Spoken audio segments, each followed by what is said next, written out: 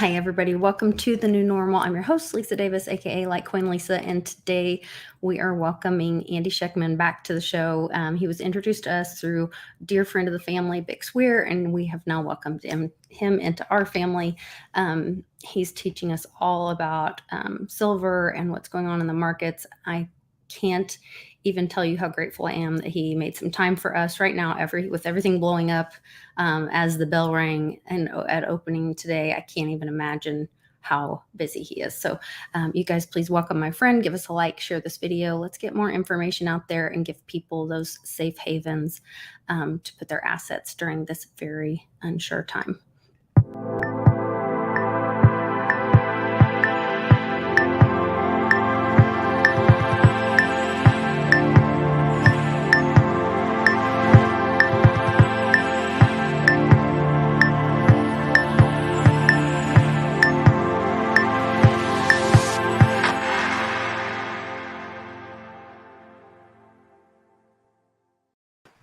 Hi, Andy. Thanks for joining me again. I appreciate it. Hi, Lisa. Great to be back. Thanks for having me. Yeah, I'm really excited to have you, especially today of all days. Got up, I guess the opening bell went off, and it's wild because my husband and I were like strategizing. Everybody's been talking about this upcoming anticipated crash in the market, ding dong, the queen is dead.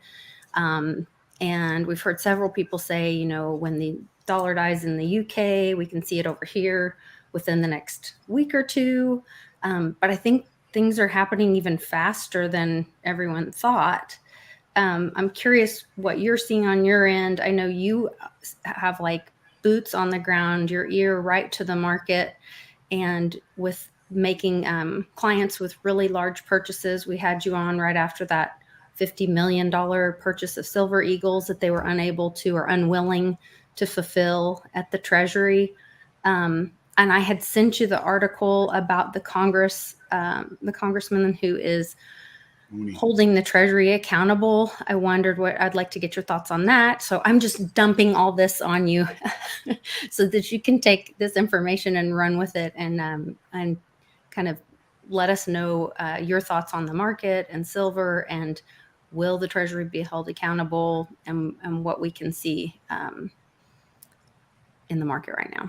Yeah, no, there's a lot going on, Lisa. No question about it. Representative Mooney from West Virginia, I want to say, in this, as far as this industry is concerned, in my mind, he's a hero. Not only has he tried to pass a bill or introduce a bill that would eliminate taxation federally on precious metals, he also is, in this case, trying to hold Vitris Gibson, I believe is her name, the head of the U.S. Mint, and also Janet Yellen, the head of the Treasury, responsible for the U.S. Mint, in essence, being woefully inadequate in providing silver to the public, and gold for that matter. It's interesting too, because people talk mostly about silver and the high price of the Silver Eagles, and rightfully so, in that really since December of 2020, January, let's go December, February, March 2020. From that point forward, premiums have been out of sight on Silver Eagles, and they've never come back down. And we've had record business 2 years in a row, and it's completely dominated by silver. 90+% of all the business that everyone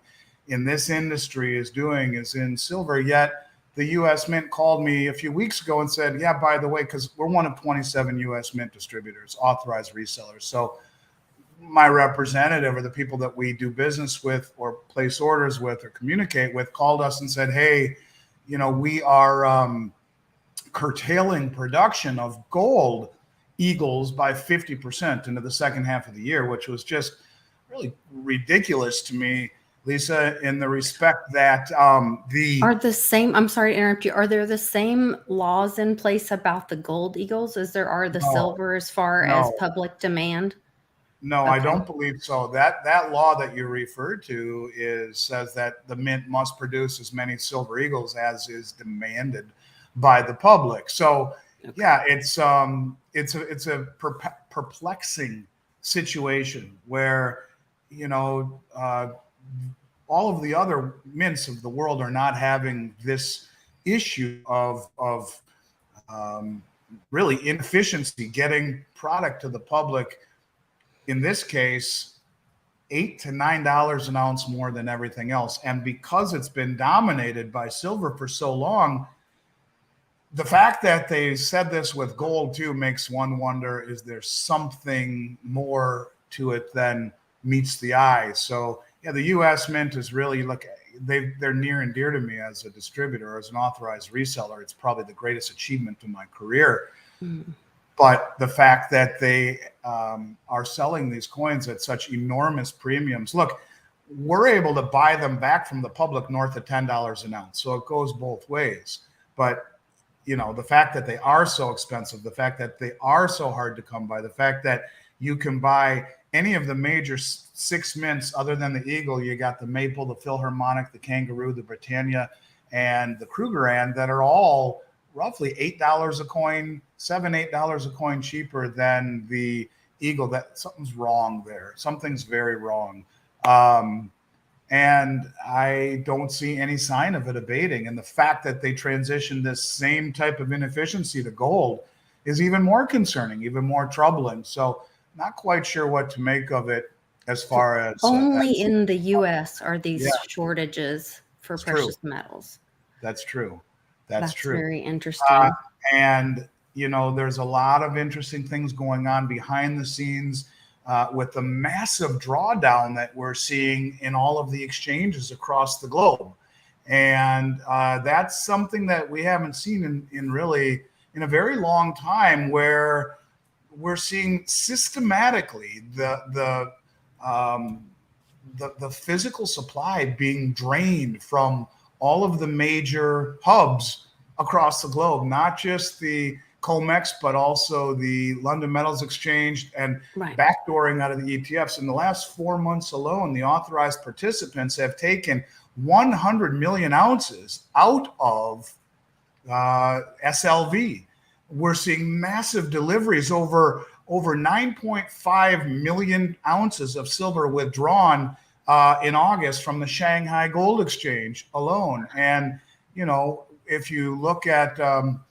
you put all of these exchanges together. Nick Laird, who does a great job on his site showing charts, says that over the past year, 28 million plus ounces over the last 4 weeks, 28 million plus ounces have been taken off of all of the exchanges across the globe. You're seeing something that really we never see, and that is a draining of all of the supply at the exact same time from all the major supply sources. This would be one step above the retail. If all of a sudden the 1,000-ounce bars just disappear off the exchanges and are being drained, the next step would be the retail market, because ultimately the coins are made from 1,000-ounce bars. They're converted into blanks. And if you can't get the 1,000-ounce bars, you can't get the blanks. Prices go up, premiums go up, availability dries up. And if this continues, that's next on the chopping block will be the retail industry. That's crazy. It just seems like it's happening so much faster. I guess we've been sitting, hearing about it. We've all been following BRICS for so long, and he's been, screaming from the rooftops, telling people, and in Cliff High's data, it talked about, $600 silver. And I have another friend that told me that they had a friend that was, I think it was at the Fed, that had some information that they said that when it hit $50, it would go $50. It would be $1,000 or $600 and $1,000 within days. Like once it goes, it will go so fast. Well, I'll tell you something, Lisa, that, when you talk about bullish backdrops, aside from the remarkable drawdown of physical supply on all of the major exchanges, and it's shocking, actually. Even more so, I think, reason for optimism is that, and I would argue, the market is really setting up for something big. I don't normally speak this way because I think that when you go out on a limb and start to say it's going to happen sooner, it's going to happen on this date, you diminish your credibility if that date comes and passes, and that happens a lot in this industry. But I will tell you this: in all of the years I've done this, I have never seen the commercial banks net long in futures. The commercial banks are always the wet towel on top of the bull run. They're always the buzzkill at the party. They're the ones that are always shorting the price. And for the first time, literally, in my entire career, the commercial banks are net long in silver. Wow. So it's, last I looked, over 5,000 contracts. That's 25 million ounces that commercial banks are net long. And when we talk about the commercial banks, in my mind, they may be nefarious. They may be less than moral sometimes, but they are the most sophisticated, well-funded, and well-informed group of traders on the planet. And when you see the commercial banks net long in silver, that's never, ever, ever, ever happened. And so, at least to my knowledge, and this is a very big deal when you realize the major drawdown of all of the supply across all of the major hubs, in conjunction with the commercial banks going long on COMEX. This is highly unusual, and I think bears watching. When you talk about a bullish backdrop, it's never been more bullish than to see the commercial banks net long. And it's as if the commercial banks have set a trap for the managed money. And I've talked about how this coincided with the nickel market failure in March. When the nickel market failed on the London Metals Exchange, it, I believe, was a wake-up call to the commercial banks that they need to get their house in order. The nickel market failure literally, in my opinion, ruined the credibility of a 140-year-old exchange, the London Metals Exchange, by invalidating that trade, bailing out the one very wealthy Chinese businessman who was short huge amounts of silver. And when the price started to go against him, not only did they not bankrupt him, but they did not backstop the trade the way that the members of the exchange are supposed to. They invalidated the whole thing. People on the other side of that trade would have been wealthy, got nothing. They invalidated not just the trade, but the integrity of the exchange. But it was at that point, I believe, that they were told, get your house in order, because the silver concentrated short position was many times the size and magnitude of the nickel. And if you look at what's happened since that day, gold was at all-time highs that day in March, like the first week in March. Silver, on the other hand, was at its high point since 2020 at that point. And since that day, when the commercial banks, I believe, really stepped on the price, and the managed money, who was thinking, geez, here we are again. It's 40-year high inflation. There's war. There's discontent. There's all of these things that are happening that should really, really signal higher prices in the metals, and it didn't. In fact, it went the other way ferociously, and I think that was orchestrated by the commercial banks to create mass capitulation by the managed money, and it's worked. And as a result, the managed money keeps selling and selling and selling and shorting and shorting and shorting and selling. Who takes the other side of that trade? The most sophisticated, well-funded, well-informed, and nefarious traders on the globe who have incentivized the managed money to capitulate and drive the price down for the commercial banks, who are then able to cover those old short positions that were underwater, that were costing them billions of dollars. The managed money drove the price down so the banks can go long, and they have now gone long. Well, who's record short? The hedge funds. And when you see action like you did yesterday, where the market pops up $1 right away, that's indicative of short covering.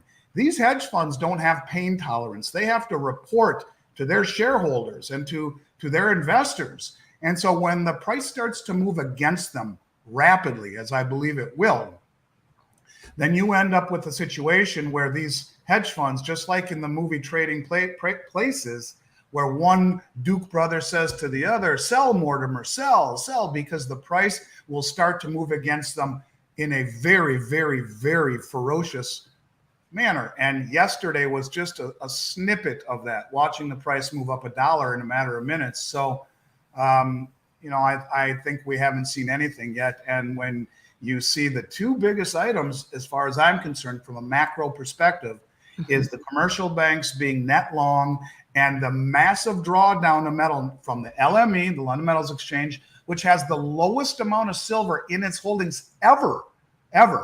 When you see massive drawdowns off of COMEX to where there's only about 1 year's worth of mine supply left in the registered category, which is the category on COMEX, which is for deliverable bars. That's a joke. When you talk about this is the hub that sets the price for the globe, has such a tiny amount of supply backing it. We've seen more metal delivered off of the exchanges this year than they have backing the entire price setting mechanism of the world. And over 100 million ounces backdoored out of SLV in the last 4 weeks. You see all of this happening at the same time the commercial banks have gone net long. Something's about ready to pop. And yesterday was, I think, a snapshot of that. We're not there yet, but I don't think we're very far from it. Typically, when you see CPI numbers or non-farm labor report come out and all this nonsense, well, they'll hit it and they'll give some excuse like, yeah, well, the market's down, 1,500 points today or whatever it is, some big drop. Well, they threw out the baby with the bathwater. You got to sell gold and silver to cover the margin and this and that.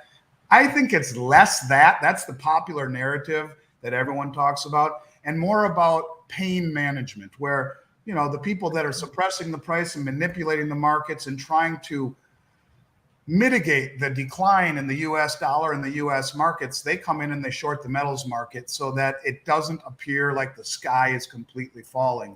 That it wasn't about the metals, it was about the markets instead. Yes, that's right. Yeah. And in the end, when you see the acquisition by the most sophisticated traders on the planet, I think it betrays that type of rhetoric and that type of price action.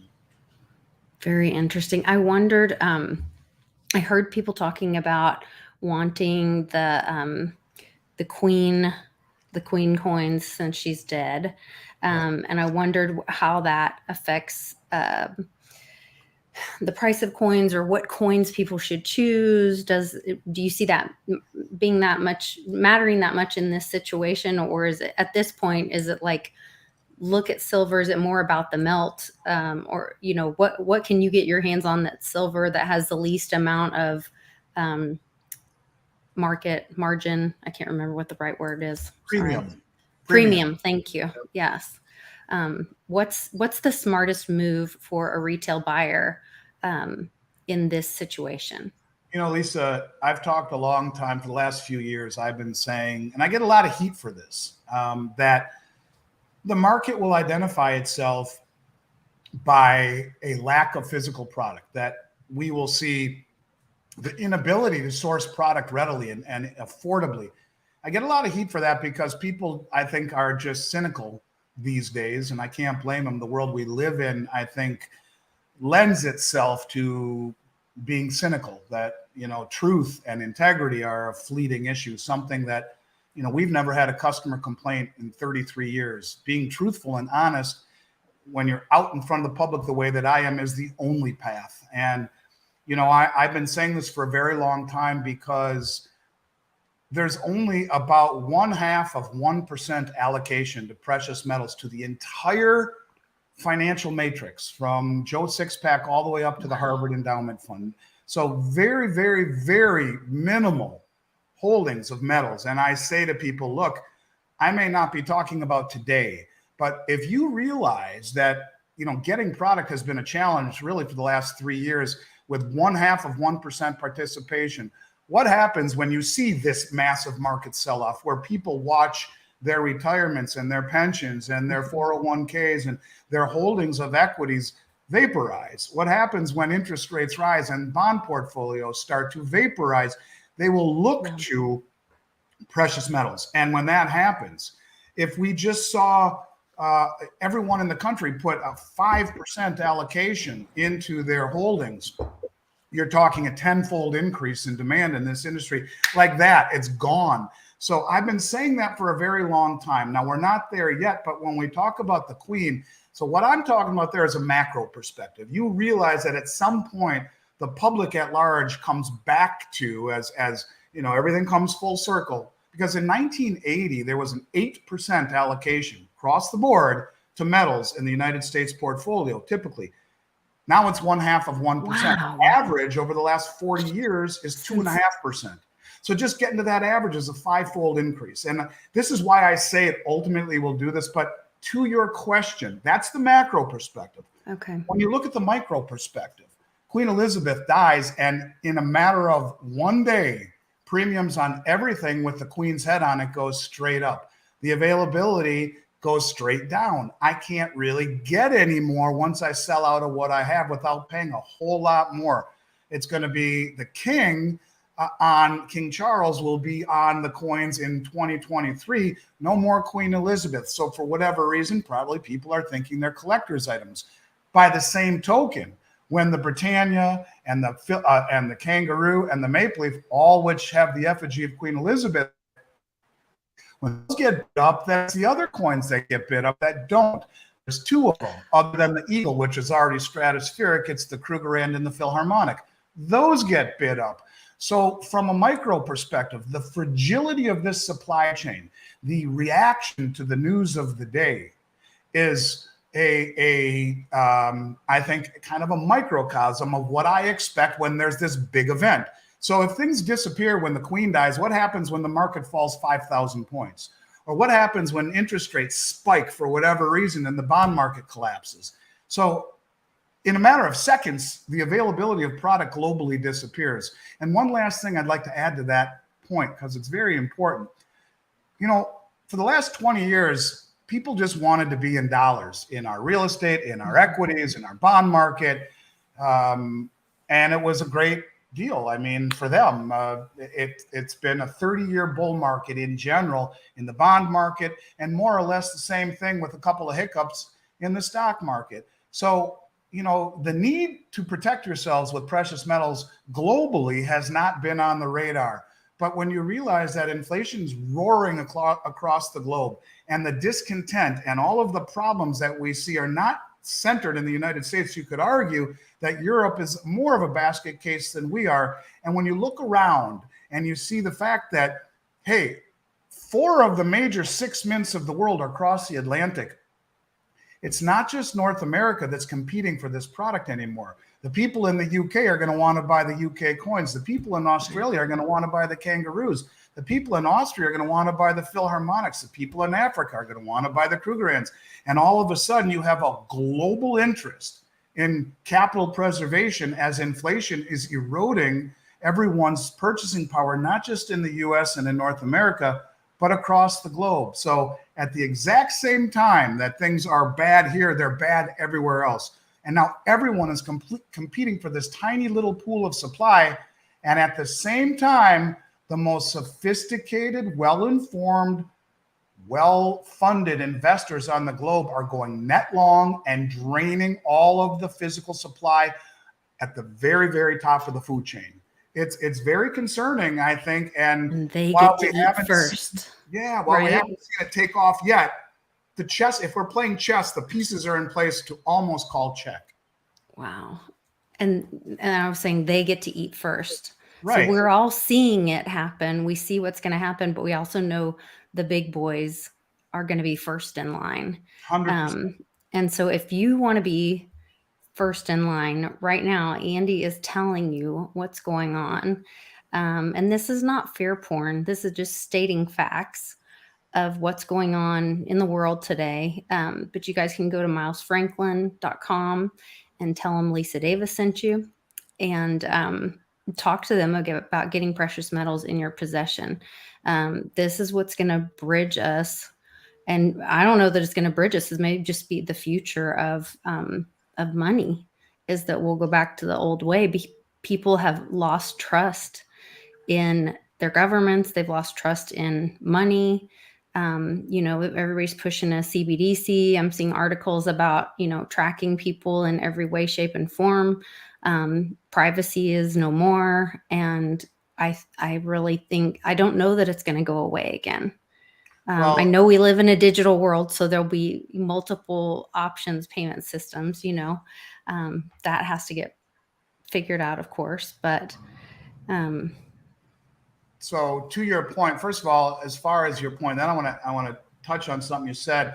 Our new website, we had to, in the midstream, we had to hire a new developer, and we're really close to launching it. Really close. Our current website does not allow for online purchasing. So the new website will be up soon. But in the meantime, anyone who sends us an email at info@milesfranklin and say Litecoin Lisa sent us, we'll make sure they get an up-to-date interview. We'll give inventory. We'll answer any questions that they have. We'll put them in touch with a broker or myself, and we will make sure that we do the very best to make sure you're getting the most competitive price in the country, personalized service, and we've never had a customer complaint. Your people won't be the first.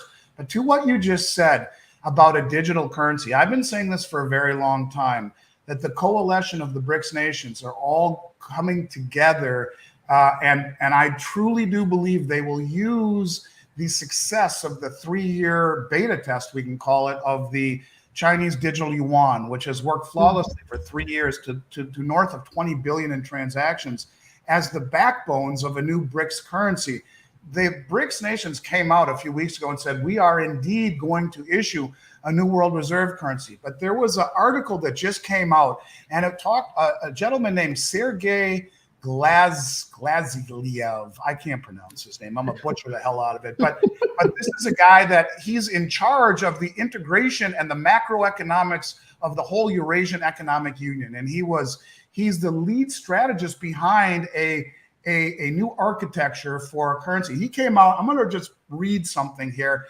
He says he laid out the fundamental principles upon which the new post-US dollar economic system will be based. Although some common unit will be agreed upon, it will not be based upon any particular currency as the Bretton Woods order is, but rather, here's where it gets interesting, a basket of local currencies tied more deeply to an array of real commodities such as gold, silver, other precious metals, grain, hydrocarbons, etc.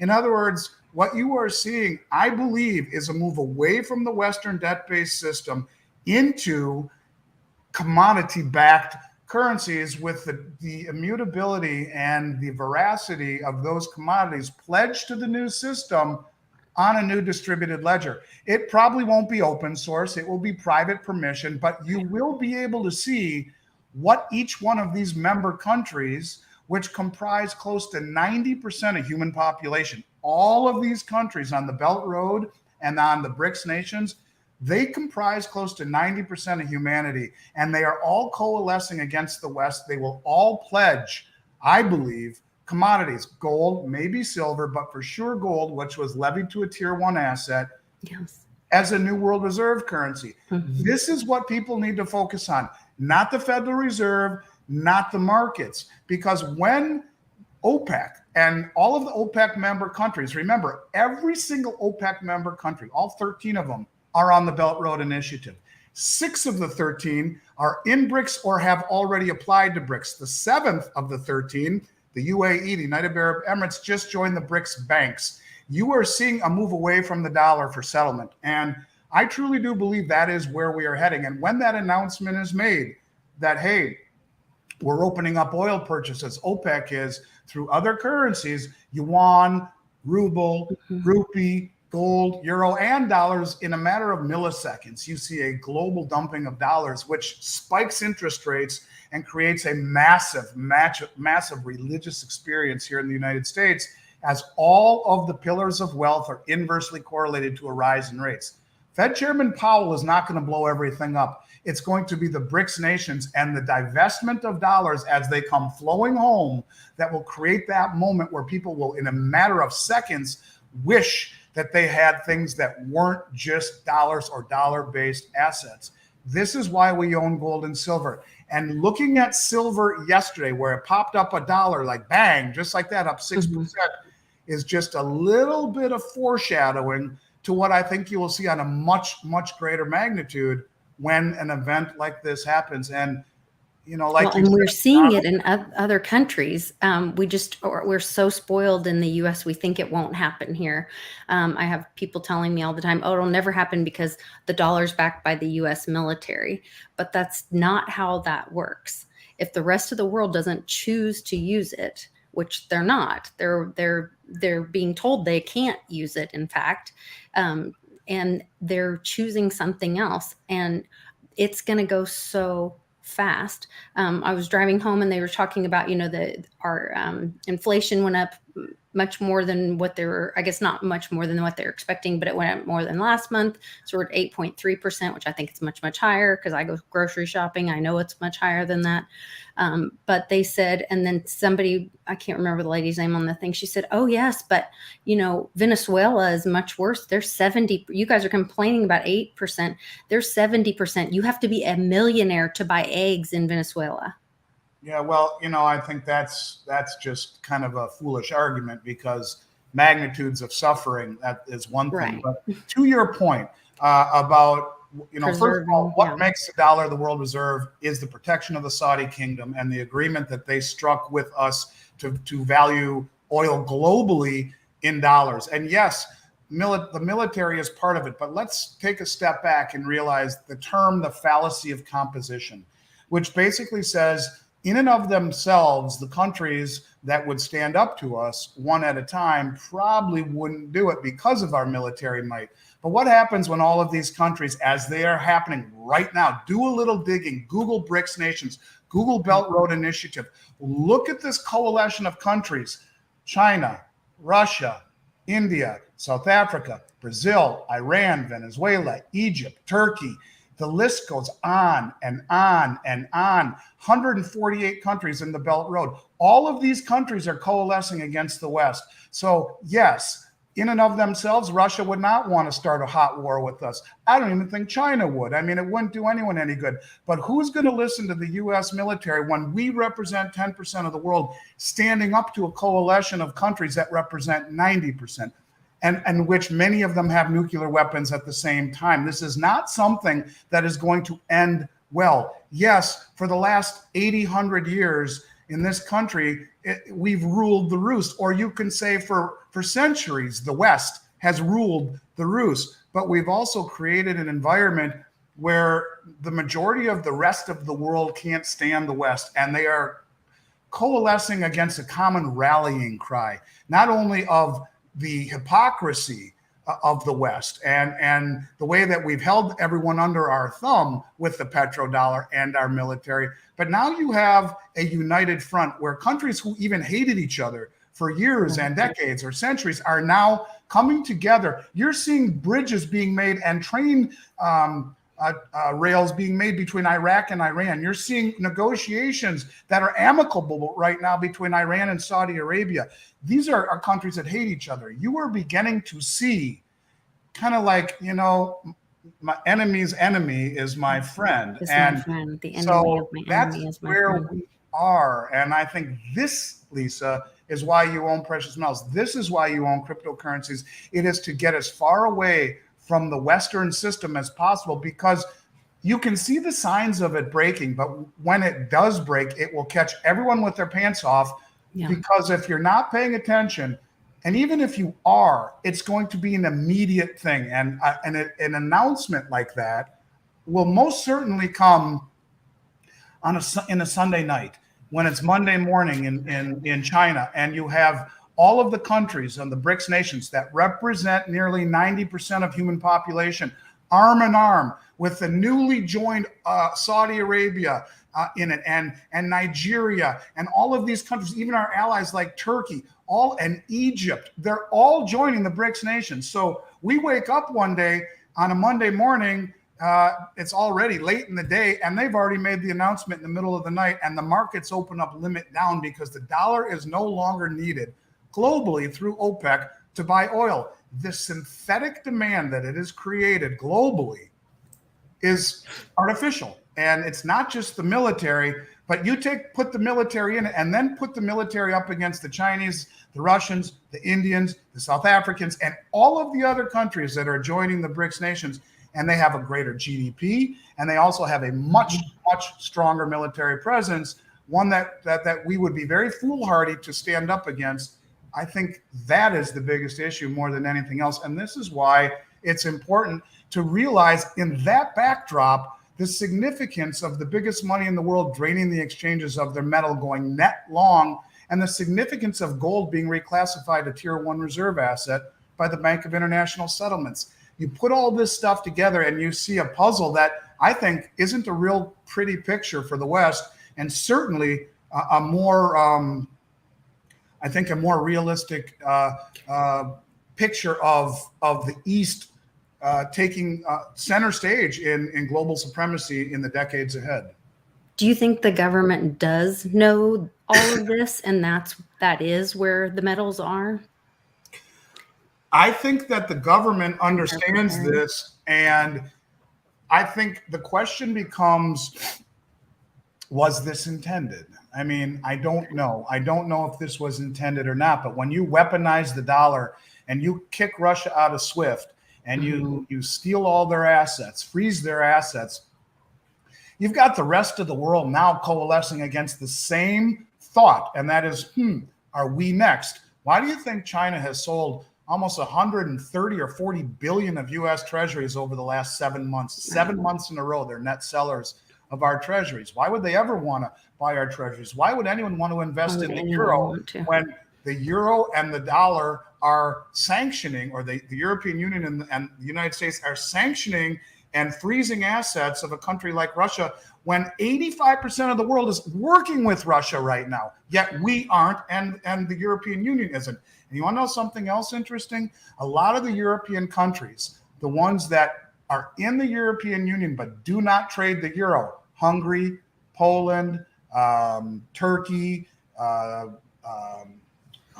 the Czech Republic, these are the countries that are massively accumulating gold. And already Turkey has already applied for, or has expressed interest in applying for the BRICS. It's going to be those Eastern European countries that have been massively accumulating gold since 2017 that are going to break away from the European Union as well.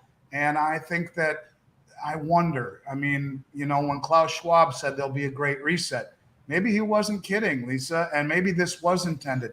Because how else do you pay off $150 trillion in debt when you factor in a $30 trillion national debt on top of unfunded liabilities for Medicare, Medicaid, $55 trillion for Social Security, government, military pensions? We're bankrupt. We're insolvent. And we're underwater at the lowest interest rates in human history. Most of this debt was accumulated. So was it intended? Did they realize there's no way out? Now they have a villain. I don't know the answer to that, but I will tell you that the people who are pulling the strings, I believe that's why they're draining the exchanges of all the metal, because they know that something wicked this way comes, and this will be the life raft for them when everything blows up. And it will also be, I believe, the underpinning of the phoenix, if you will. Whatever rises from the ashes will have to be tied to something.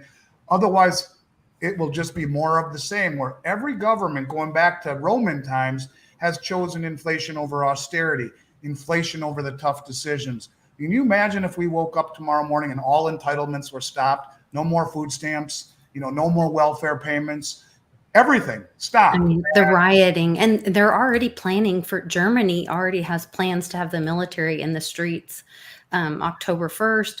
The Vatican is saying all liquidity being brought back September 29th. I mean, there's writing on the wall that there is a timeline for all of this, that it's happening now. I don't know what that looks like for the US, but it can't be far behind all of that. Yeah, it's not far behind all of that. And I think it is, it's coming, and you can see it. Why did Social Security Administration and the IRS buy AR-15s and millions and millions and millions of rounds of ammunition? What the hell would they need that for? Well, and Social Security just had a big article about how, I know in the UK, they had an article about how people couldn't, once they paid their electric bill, they only had 10 pounds left.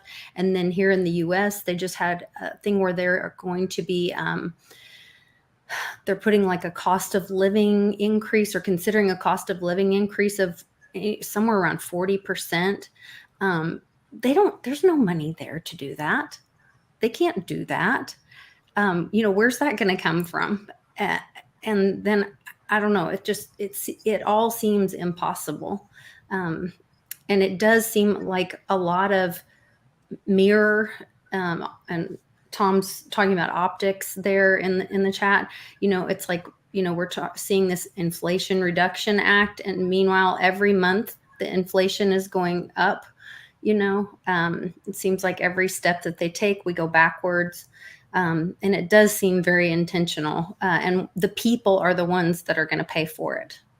Yeah, there's no question about it. And you look at President Biden going to Saudi Arabia, everyone thinks he went there to beg for oil, yet we're going completely battery powered in terms of vehicles by 2030, 2035 in California. And they want to do this here entirely in the United States for some crazy reason.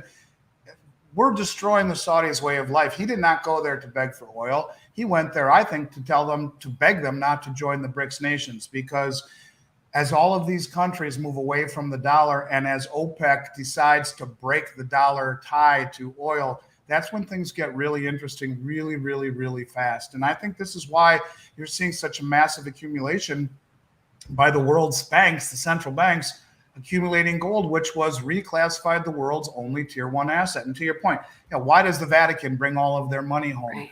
What is on the docket that the insiders understand? And one of the interesting things is you're seeing all of this metal being bled down from the exchanges, yet you're not seeing it end up in any of the COMEX vaults in the eligible category. In the COMEX vaults, Right. they're Where is it registered and going? eligible. So registered means what is available to the COMEX for delivery. Eligible would be someone like my company holding metal at BRICS. In our account, it belongs to us, has nothing to do with COMEX. So that's metal in the COMEX system, but they can't touch it. Registered means what could be delivered. And if all of this metal is being delivered and you're not seeing the eligible numbers go up, where is it going? Who is taking it? It's disappearing. And it's happening at a breakneck speed. But the interesting thing about it is that the mainstream would have no idea. Nobody talks about it. Bix and I were just on a show together an hour ago. He's talking about it. People in our circles are talking about it, but no one is paying attention. And I'll tell you, in all the years I've done this, I have never seen drawdowns of physical supply like this, and I have never seen the commercial banks net long. In conjunction with all the craziness that is happening around us, something's coming, and I don't know what it is, but you could not ask for more of a bullish backdrop for precious metals. And it's not to get rich. It's to protect yourself from whatever it is Right. that big money. Just protect your wealth and from the big dogs. I want to invite my friend Sean on. He's on with me on Tuesdays. This is Satoshi Sean. Satoshi Sean, this is my friend Andy Schectman. And invite him on to join us in a few more minutes of this chat. I hope I can have you for just a couple more minutes of your time, Andy. I know you are super busy right now, but Sean, are you listening? Are you catching up with all this? Y'all have been talking about so much stuff. I've been sitting here like screaming at my computer. Yeah. There's so many things. I need like an hour after just the last. Don't have an hour. We have 15 minutes. I know. Are we jumping over to my channel a little bit? I can maybe in a couple minutes. Let's try to do like 15 minutes here, and then I can maybe do like. Let me see. I have it set for. I have it set for like 11 minutes from now. Okay, let's do like 10 minutes here, and then I'll let Andy go, and then we can run over to your channel for a couple minutes before I've got a meeting at 5. The silver thing is pretty interesting. By the way, if that winner from the coppers in the chat, I just checked the tracking. It's supposed to be in Puerto Rico on Friday. Thank you. I think it's just I think everything's falling apart. I think that they can see everything falling apart. I think that's why there's this mad scramble. And bring it kind of back to our neck of the woods. I think crypto did that. I think there's always been, everyone has known that it's coming, but I think it's been accelerated so much. And if you take a step back and just look at the landscape, I think what Elon Musk did with Doge and the explosion of NFTs and all that, if you don't look at them specifically, but look at how they kind of influence the zeitgeist of everything, it really brought so many people into crypto. I mean, people aware of it, that it accelerated this earthquake that's happening, and you can see everyone scrambling. I think we're going to see things that are horrific, and a lot of things are going to be exposed, like silver, well, precious metals in general, just the paper trading versus the reality of what's Right. I real. think people don't have a clue about the paper trading and how Not a many clue. times a piece of paper was traded. And when it gets to that rush to own physical silver, and then they're going to be like, well, what do you mean? There were so many, but I had so many shares of silver. And they're going to Yeah. go, well, sorry, the other guy got them first. Yeah. And it was really traded 10 times and you Well, don't get yours, right? to his point, right now, the open interest on COMEX is 1,500% of the registered silver. In other words, it's 1,500% more paper than there is bars behind the eligible silver. So, you're talking if 15 people try to redeem their contracts for bars, one will get it and everyone else won't. So this is exactly what you're talking about, massive rehypothecation. Yeah, and it's worse than any bank run could ever be. And everybody, well, see, it's the thing. People don't know about quantitative easing. People don't know that the bank only has to have, doesn't really have to anymore, but they used to have 10% of the money that had deposited. So literally, if, like you said, 15% of the customers of the bank went to pull their money out, they don't have to have that much money. And when it comes to precious metals, I think that people in the know, which that's not even talking about like super rich people, but just regular folks, saw years ago when people started asking for their silver that they had on deposit, they weren't getting their silver. That stuff's supposed to be super regulated, super watched. If you bought silver in 1999 and then in 2019 you say, hey, I want my silver, mail it to me, and you get silver that was made or minted in 2010, that wasn't your silver. Somebody sold your silver. They messed with your silver because it was supposed to be deposited in a vault under your name and not touched. And I think that was a big wake up call years ago, and that's what started people starting to move to. I hold silver. It's a pain in the butt. You got to have a safe. You have to worry about crackheads and things you don't ever have to worry about if we were actually able to trust in the system. But it's like everything else. I mean, when it comes to a real free market, it is buyer beware, and you've got to protect yourself and protect your assets. Definitely. Well, I just want to make sure that we go ahead. I'm sorry, Andy. A better chance of being ripped off from the system than you do from a crackhead coming into your house finding your silver. That's so sad. Look at it this way. In a world that we are heading into, counterparty risk, I think, will dominate in many respects people's concern, because where we're heading, I think you're going to see a lot of defaults, a lot of systemic reactions, where if one bank goes down, it can bring down several. If one insurance company goes down, it can bring down many other players, as they're all interconnected through derivatives and through relationships. And when you look at gold and silver or cryptocurrency in your own possession, it is an asset that is not simultaneously someone else's liability. And that's really what's very important. So don't buy things on margin. Always take physical possession of it. And I think where we're heading, those are the types of things that will really be very important to ensure that you don't just survive, maybe you even thrive in the environment we're heading into. Definitely. So, Public Awakening called me Stash Toshi. That's hilarious. I didn't mean to giggle, but I did giggle when he made fun of your mustache. But if it's not in your possession, it's not really yours. This is a time to take personal responsibility for our health, for our wealth, for our personal safety, you guys. And that's what it's all about. So send an email to Andy and his crew. They're amazing people. If BRICS vouches for them, that's some good people right there. So you send an email to info@milesfranklin.com. Tell them Litecoin Lisa or Lisa Davis sent you. and they will handle you just like family, and you get great response time, and they're going to get you your precious metals in your possession and answer all those questions for you. So now's the time to do it. Do it before the big guys get in line in front of you, because once the big guys get in line and they're already, as Andy's told us, they're already taking their stock, it won't be there for you. So. And remember, our new website will be ready in just a few weeks. Yes. It's been a very long process, but I'm delighted at the progress, and we're almost there. But in the meantime, yeah, info at Miles Franklin. We'll send you an updated inventory. We'll make sure that your listeners are getting the best service and the best possible price. And I will personally make it a really good experience. And you're right, Lisa, you can see the biggest money in the world draining the exchanges. That is one step above the physical in this industry. It's kind of like the producer price index being a precursor to the consumer price index. If the producers are paying more money, the consumer's going to pay in the end. Well, if the biggest money in the world is draining the 1,000-ounce bars, remember, it is 1,000-ounce bars that is used to ultimately make coins. And this is what the U.S. Mint claims has been their problem for a long time, the inability to find blanks. Well, I don't believe that.